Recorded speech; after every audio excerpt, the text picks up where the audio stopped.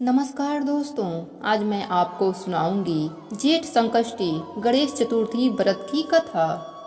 एक बार पार्वती जी ने पूछा कि हे पुत्र, जेठ मास की चतुर्थी का किस प्रकार पूजन करना चाहिए? इस महीने के गणेश जी का क्या नाम है?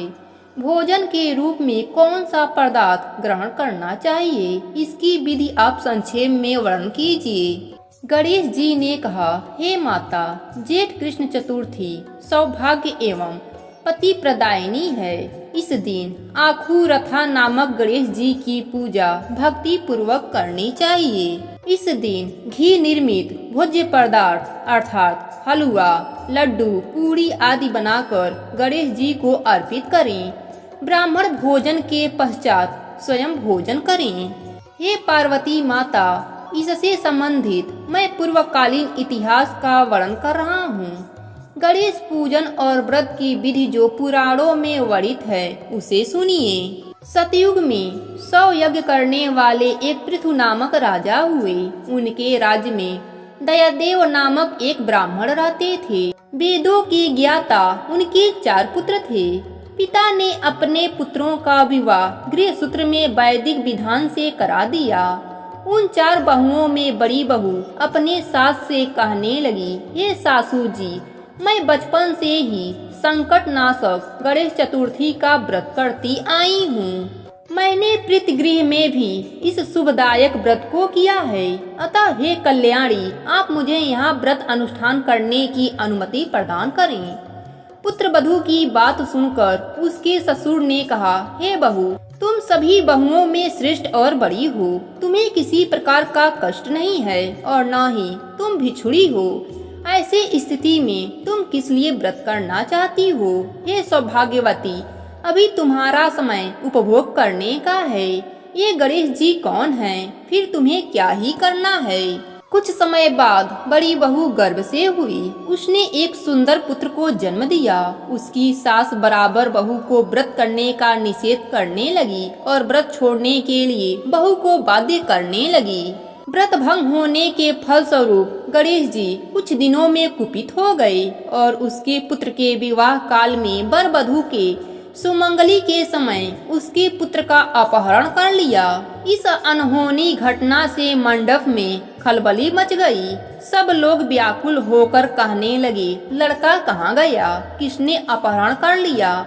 बारातियों द्वारा ऐसा समाचार पाकर उसकी माता अपने ससुर दयादेव से रो रो कर कहने लगी, हे ससुर जी, आपने मेरे गणेश चतुर्थी व्रत को छुड़वा दिया है, जिसके परिणाम स्वरूप ही मेरा पुत्र गायब हो गया है। अपनी पुत्र वधू के मुख से ऐसी बात सुनकर ब्राह्मण दयादेव बहुत दुखी हुए। साथ ही पुत्र वधू भी दुखित हुए। पति के लिए दुखित पुत्र वधू प्रति मास संकट नाशक गणेश चतुर्थी का व्रत करने लगी। एक समय की बात है कि एक वेदज्ञ और दुर्बल ब्राह्मण भिक्षाटन के लिए इस मधुर भाषणी के घर आया। ब्राह्मण ने कहा कि हे बेटी, मुझे भिक्षा स्वरूप इतना भोजन दो कि मेरी क्षुधा शांत हो जाए। उस ब्राह्मण की बात सुनकर धर्मपरायण कन्या ने उस ब्राह्मण का विधिवत पूजन किया। भक्ति पूर्वक भोजन कराने के बाद उसने ब्राह्मण को वस्त्र आदि दिए। कन्या की सेवा से संतुष्ट होकर ब्राह्मण कहने लगा, हे कल्याणी, हम तुम पर प्रसन्न हैं। तुम अपनी इच्छा के अनुकूल मुझसे वरदान प्राप्त कर लो। मैं ब्राह्मण भेषधारी गणेश हूँ और तुम्हारी प्रीति के कारण आया हूँ। ब्राह्मण की बात सुनकर कन्या हाथ जोड़कर निवेदन करने लगी, हे विघ्न विनायक, यदि आप मुझ पर प्रसन्न हैं तो मेरे पति के दर्शन करा दीजिए। कन्या की बात सुनकर गणेश जी ने उससे कहा कि हे सुंदर विचार वाली, जो तुम चाहती हो वही होगा। तुम्हारा पति शीघ्र ही आएगा। कन्या को इस प्रकार का वरदान देकर गणेश जी अंतर ध्यान हो गए। उसी समय की बात है कि सोम शर्मा नामक ब्राह्मण एक वन में से उस बालक को नगर में लाए। अपने पौत्र को देखकर दयादेव नामक ब्राह्मण बहुत प्रसन्न हुए।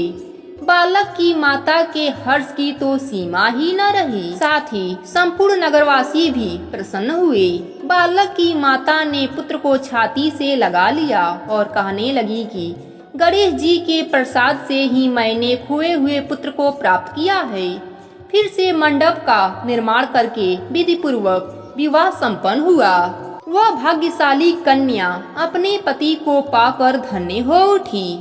इस प्रकार जेठ मास के कृष्ण पक्ष की चतुर्थी मनुष्यों के मनोरथ को पूरा करती है। हे देवी, पूर्व कथित रीति से भक्ति पूर्वक जो व्यक्ति इस कथा एवं पूजन को करेंगे उनकी संपूर्ण इच्छाएं पूरी हो जाएंगी। इस प्रकार जो भी व्यक्ति हृदय से श्री गणेश जी का पूजा पाठ और कथा सुनता है उसके जीवन के दुख दर्द समाप्त हो जाते हैं। प्रेम से बोलिए गणेश भगवान की जय हो।